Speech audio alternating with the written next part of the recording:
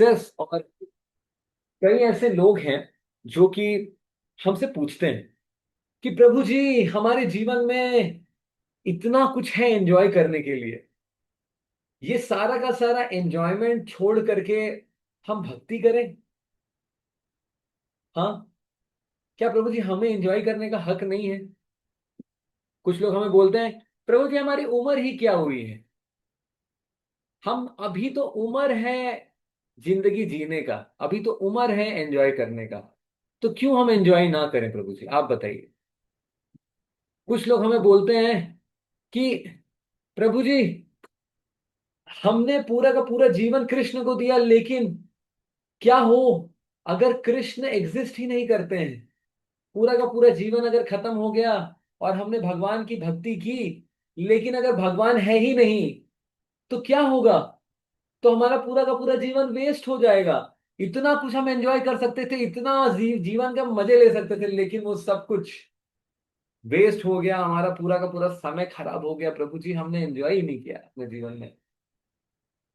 प्रभुपाद के पास एक व्यक्ति आते हैं और प्रभुपाद जी से बोलते हैं कि शिल Prabhupada, you say that God exist, you say that Krishna Krishna है, लेकिन अगर पूरा का पूरा जीवन भक्ति करने के बाद जब अंत समय आ रहा है और मृत्यु आ रही हो, मृत्यु के समय मैं बोल रहा हूं कि अरे कृष्ण तो है ही नहीं, तब तो मेरा पूरा का पूरा जीवन वेस्ट हो जाए, क्या कहते हैं आप?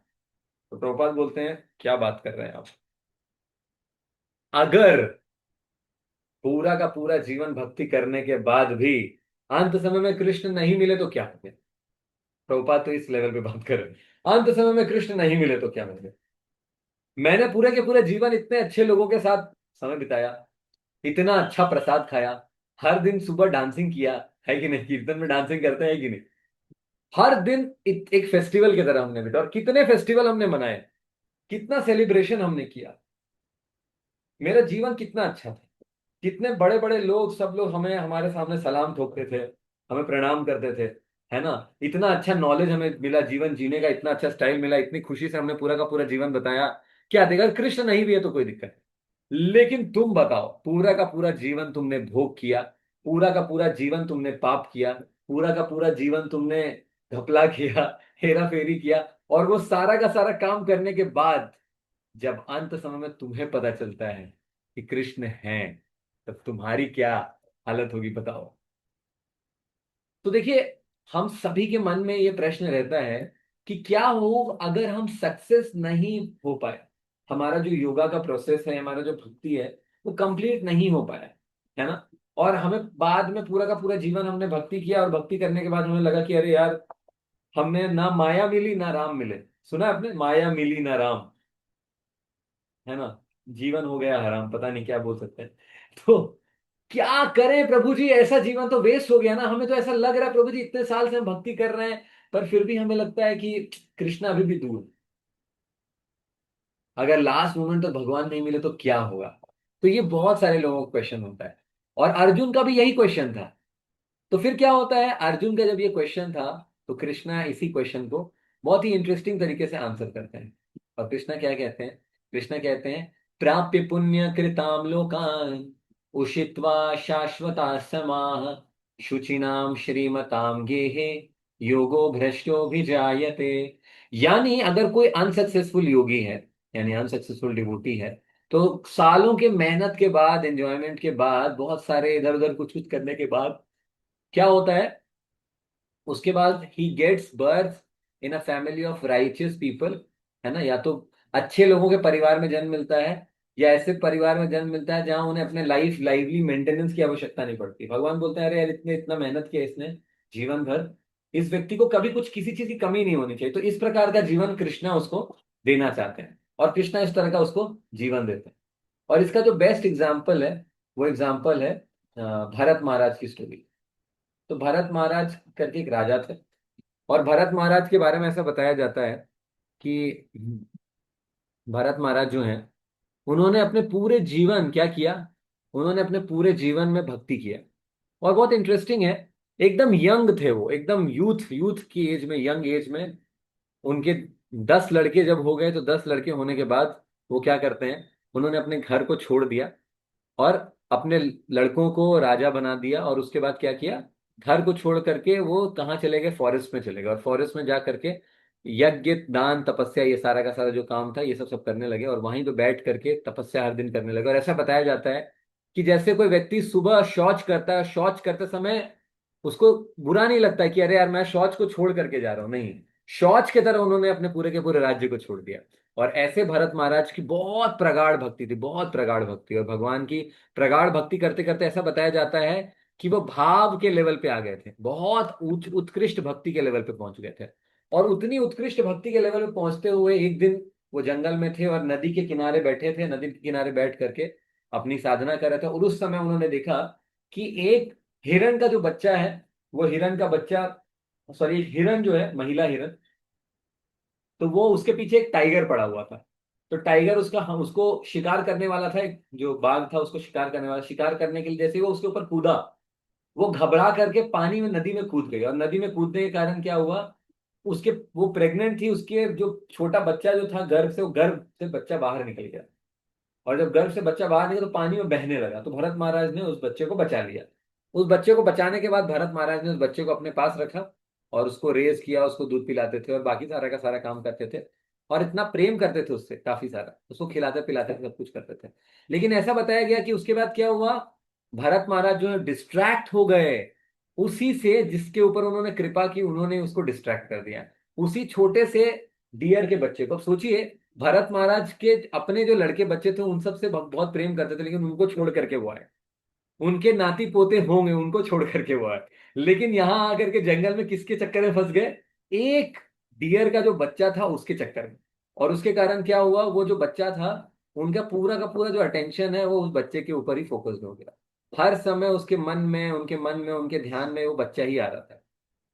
और उसके कारण क्या हुआ, उसके कारण ये हुआ कि वो व्यक्ति जो है वो यज्ञ जब करते थे तो यज्ञ करते करते वो डियर का बच्चा आता था, वो उनको ऐसे करता था, जब आंख बंद करके तपस्या कर रहे थे तो डियर का बच्चा आके उनको स्पर्श करता था, और नकली ड्रामा करते थे कई बार, कई बार उसके ऊपर गुस्सा करते थे, और इस तरह से भरत महाराज आसक्त हो गए। और एक दिन जब वो बच्चा मिल नहीं रहा था डियर का, तो उसको ढूंढते ढूंढते क्या होता है, भरत महाराज उसको ढूंढते ढूंढते जाते हैं, उस बच्चे को, डियर के बच्चे को मतलब, और उसको ढूंढते ढूंढते जाते हैं, और ढूंढते ढूंढते जाते जाते क्या होता है, पैर फिसल जाता है उनका एक जगह पर, और वो गिर जाते हैं, और जब वो गिर जाते हैं तो क्या होता है, उन्हें बहुत तेज चोट लग जाती है, और उस चोट लगने के कारण उनकी वहीं पे मृत्यु हो जाती है। और मृत्यु के समय पर भी उनके मन में विचार चल रहा होता है, कहाँ गया, आखिर, आखिर कहाँ गया वो हमारा। हरे कृष्णा कृष्णा कृष्णा हरे हरे, हरे राम राम राम हरे हरे। तो ये इंटरनेट जो है ये, मेरी आवाज आप लोगों को आ रही होगी होपफुली, अगर आ रही तो अच्छी बात है, क्योंकि हमारा जो इंटरनेट है वो थोड़ा सा अनस्टेबल है यार। तो आ ये, रही है प्रभु जी। तो ऐसा होता है भरत महाराज के साथ कि भरत, जैसे आप फोटो फोटो में प्रेजेंट कर रहा हूँ, भरत महाराज अंत समय पर क्योंकि डियर को याद करते हुए, वो जो हिरण है उसको याद करते हुए उनकी मृत्यु हो जाती है, क्या होता है, अगले जन्म में भरत महाराज हिरण बन जाते हैं। और अगले जन्म में जब वो हिरण बनते हैं तो हिरण पूरा का पूरा जो जीवन है उसको याद रहता है, उसको मेमोरी रहती है। क्या उसको मेमोरी रहती है कि पिछले जन्म में मैं हिरण बन करके फंस गया था। तो इस जन्म में वो हिरणों के साथ ही नहीं रहता है, वो वापस से उसी आश्रम में जाने का प्रयास करता है और साधुओं के आसपास रहता है वो हिरण, और तपस्या करता है वो जो हिरण है, उसे पिछले जन्म का जो भी था सब कुछ याद था। और इस प्रकार से एक जन्म और बीतता है और हिरण का जन्म होता है, और हिरण का जब मृत्यु हो जाता है, तो हिरण की मृत्यु के बाद वो जो हिरण है उसका फिर से जन्म होता है। और ये जो जन्म है, ये जन्म किसके रूप में होता है, इसके बाद जो भरत महाराज जो हिरण बनते हैं, हिरण के बाद जो उनका जन्म होता है, वो जन्म उनका होता है जड़ भरत के रूप में। तो जड़ भरत के रूप में एक ब्राह्मण परिवार में उनका जन्म होता है। तो ऐसा बताया, शुचिनाम श्रीमताम गए, तो उनके घर में लोग अच्छे थे, उनके पिताजी बहुत बड़े ब्राह्मण थे, और वो उनको एजुकेट करते हैं, ट्रेन करते हैं। और लेकिन वहां पर भी वो क्या करते हैं, वो जड़ तरह से व्यवहार करते हैं, लोगों के साथ बहुत ज्यादा बातचीत नहीं करते हैं, और अपना जो टाइम है, अपना टाइम जो है भजन कीर्तन में और चुपचाप रहते थे, ज्यादा बहुत ज्यादा कम्युनिकेशन और बातें नहीं करते थे लोगों के साथ। क्यों? क्योंकि उन्हें डर था कि वापस से वो डिस्ट्रैक्ट ना हो जाए, पिछले बार वो डिस्ट्रैक्ट जिस प्रकार से हुए थे, इस प्रकार से इस बार डिस्ट्रैक्ट ना हो जाए। और ये जो भरत महाराज का अंडरस्टैंडिंग था, उसके कारण क्या होता है, वो जड़ भरत के रूप में बनते हैं, और एक बहुत बड़े राजर्षि रहते हैं, उनका नाम रहता है महाराज रघुगुण। तो महाराज रघुगुण जो रहते हैं, महाराज रघुगुण को समझ में आता है, तब भरत महाराज जब मुंह खोलते हैं, जड़ भरत के रूप में जब अपना मुंह खोलते हैं, तो बताते हैं कि रघुगुण, तुम आज जितना घमंड कर रहे हो, तुम्हें याद है राजा भरत के बारे में, मैं पिछले के पिछले जन्म में वही था, और मैं उस समय घमंड इस प्रकार से कर रहा था। तो मैं इसीलिए बता रहा हूँ, ये सब का सब जो भी है, ये सब कुछ टेम्परेरी, और इस प्रकार से उसी जीवन में वो परफेक्शन पाते, तो उनको एक जन्म के बाद दूसरा जन्म और तीसरा जन्म के बाद उनको परफेक्शन मिल जाता है, और उसके बाद वो वापस वैकुंठ धाम में चले जाते हैं। तो देखिए, भक्ति का जो भी उन्होंने प्रोग्रेस किया था, वो प्रोग्रेस भगवान को पता है कि यार ये व्यक्ति सिंसियर है, सीरियस है, तो उसको, उसका जो प्रोग्रेस है, उस प्रोग्रेस को कभी भी भगवान लॉस में नहीं जाने देते हैं, है कि नहीं। और इसी के बाद क्या होता है, एक बहुत ही इंटरेस्टिंग एक और स्टोरी है जो रिसेंट में हुई है। तो हमारे गुरु महाराज परम पूज्य भक्ति चारू स्वामी महाराज रहते हैं। तो परम पूज्य भक्ति चारू महाराज की एक शिष्या रहती है, है ना, एक शिष्या, उनकी डिसाइपल। तो उनकी जो डिसाइपल रहती हैं, उनको सपना आता है, जब दीक्षा लेने के बाद उनको सपना आ रहा होता है। और जब सपने उनको आ रहे होते हैं ना, सपने आते आते उनको ऐसा लगता है कि अरे पता नहीं, मैं बार बार, उनको याद आता है कि मैं शायद इस स्थान पे आई हूँ, इस स्थान पे गई हूँ, मैं जानती हूँ, इस जगह को जानती हूँ, इनको जानती हूँ। इस प्रकार से उनको लगता है। और फिर बाद में उनको सपना आ रहा होता है, सपने में वो देखती हैं कि वो एक ब्रह्मचारी आश्रम के अंदर है, और ब्रह्मचारी आश्रम के अंदर है, और उनके जैसा दिखने वाला एक एग्जैक्ट ब्रह्मचारी जो है, वो उनको बार बार दिख रहा होता है। तो जाके अपने गुरु महाराज को शेयर करती हैं कि गुरु महाराज, मुझे ये पर्टिकुलर सपना आ रहा है। तो गुरु महाराज बोलते हैं, हाँ हो सकता है कि आ, ये जो पर्टिकुलर ब्रह्मचारी है, ये आप ही हो पिछले जीवन में। तो वो पता करती हैं, और जैसे ही वो पता करते, तो उन्हें पता चलता है कि एक व्यक्ति है, लिटरली एक व्यक्ति है, जो ब्रह्मचारी था उसी जगह पर, लंदन में ये ब्रह्मचारी था। और लंदन में ये पर्टिकुलर जो ब्रह्मचारी हैं, ये अ, अगले जन्म में ये बनी है, तो उनको पता रहता। तो फिर वो महाराज के पास आते हैं, बोली महाराज मुझे पता चला कि ये पर्टिकुलर ये ब्रह्मचारी है, इनका ये नाम है। तो उसके बाद गुरु महाराज बोलते हैं उनको कि अच्छा अच्छा, तो फिर आप किसके पीछे पड़ी हुई थी, मतलब लास्ट लाइफ में किससे आसक्त हो गई थी। तो बोलते समझ में नहीं आया। बोले नहीं, अगर कोई वुमेन बना है, तो इसका मतलब पिछले लाइफ में वो मैन रहा होगा। तो ये जो ब्रह्मचारी है पिछले लाइफ में, और फिर बाद में वो पता करती है, जब वो पता करती है, तो उन्हें पता चलता है कि ये जो ब्रह्मचारी हैं, इनको एक अट्रैक्शन था एक पर्टिकुलर लड़की के साथ, वुमेन के साथ इनको अट्रैक्शन था। तो इन्होंने आश्रम जब ज्वाइन किया था, उसके बाद इनकी मन में आई थी इच्छा कि भाई मुझे उनके साथ मैरिज करना चाहिए। तो देखिए, ब्रह्मचारी आश्रम में क्या होता है, ब्रह्मचारी आश्रम के बाद जब थोड़ा और सीनियर होते हैं, तो सैफरॉन लेते हैं, और सैफरॉन लेने के बाद फिर और सीनियर होते हैं, फिर संन्यास लेते हैं। तो संन्यास के बाद व्यक्ति को मैरिज करना अलाउड नहीं है, लेकिन ब्रह्मचारी आश्रम के बाद कोई व्यक्ति गृहस्थ आश्रम में प्रवेश कर सकता है। इस्कॉन में स्पेशली जो हमारे ब्रह्मचारीज का अंडरस्टैंडिंग है, उसमें ऐसा है कि हमारे यहाँ पर अगर कोई व्यक्ति ज्वाइन करता है आश्रम, तो हम लोग उसको मैक्सिमम जो है वो, इसीलिए लोग ज्वाइन करते हैं, इसलिए नहीं करते हैं कि शादी करना पड़े उन्हें, या शादी उन्हें करने का मन है। जनरली वैसे लोग डायरेक्टली गृहस्थ आश्रम में जाते हैं। लेकिन हमारे यहाँ पे ये है कि आजीवन ब्रह्मचारी रहना चाहते, तो वो व्यक्ति ऐसा ही था, लेकिन अब क्या करें, महिला से, वुमेन से आसक्त हो गया, और फिर उसी वुमेन के जैसे दिखते हुए अगले जन्म में उसे वुमेन की बॉडी लेनी पड़ी। तो ये बहुत ही इंटरेस्टिंग पास टाइम है, जो ये बैक टू गॉडेड में भी छपा था। तो इस ब्रह्मचारी की एक्सीडेंट हो जाती है, और लास्ट मोमेंट पे, क्योंकि वो शायद उस माता जी का रिमेम्बरेंस कर रहे थे, उन्हें उनका वुमेन का बॉडी लेना पड़ता है, और इस प्रकार का सिचुएशन होता है। तो देखिए, भक्ति कैसा है, भक्ति एक इटर्नल बैंक अकाउंट के जैसा है। तो इसलिए भक्ति में जितना हम एंगेज करते हैं, एंगेज करते करते हर एक सेकंड जो हम भक्ति का करते हैं ना, हर एक सेकंड काउंट होता है, हर एक सेकंड काउंट होता है। और इसीलिए जो सक्सेस और फेलियर है, ब्रह्मचारी मतलब जो भक्त है, अगर वो सक्सेसफुली इस जीवन में ही अपना जीवन परफेक्ट करके वैकुंठ धाम चला जाए, तो बहुत अच्छा है। और अगर वो फेल भी हो जाता है, तो भी वो फेलियर असली फेलियर नहीं। क्यों? क्योंकि भगवान फिर से उसको मौका देंगे, फिर से एक लाइफ टाइम देंगे कि वापस से उसे सक्सेस मिले।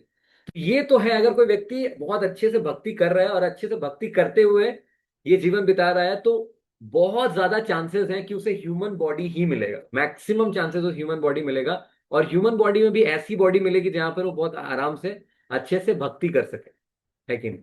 तो उसे ये चीज बहुत अच्छे से मिलेगी, है ना? तो इसीलिए हम सभी लोगों को अच्छे से भक्ति करनी चाहिए एटलीस्ट। भाई हम अच्छे से भक्ति कर लें तो उससे क्या होगा, कम से कम ह्यूमन बॉडी की तो गारंटी है अगले जन्म में, है कि नहीं? और अगर हम बहुत अच्छे से भक्ति कर ले तो इसी जीवन में बैक टू गॉड इट चले जाए। प्रभुपाद जी का आज मैं परपोर्ट पढ़ रहा था, तो प्रभुपाद जी कहते हैं कि शिला भक्ति सिद्धांत सरस्वती ठाकुर ये कहते हैं कि हर भक्त को ये निश्चय करना चाहिए कि ये जो जीवन है ये जीवन हमारा आखिरी जीवन होना चाहिए, एकदम सीरियसली भक्ति करना चाहिए। और उसके बाद क्या करें, सीरियसली भक्ति करते हुए इस जन्म में अपने जीवन को परफेक्ट बना ले, ताकि वापस से बार बार कौन जन्म लेगा पता नहीं, कब भक्ति मिलेगी, रिस्क है बहुत सारी चीजें। इसीलिए ये जीवन को ही हम परफेक्ट कर लेते हैं, इसी जीवन में सक्सेस प्राप्त करते हैं। बहुत बहुत धन्यवाद। हरे कृष्ण।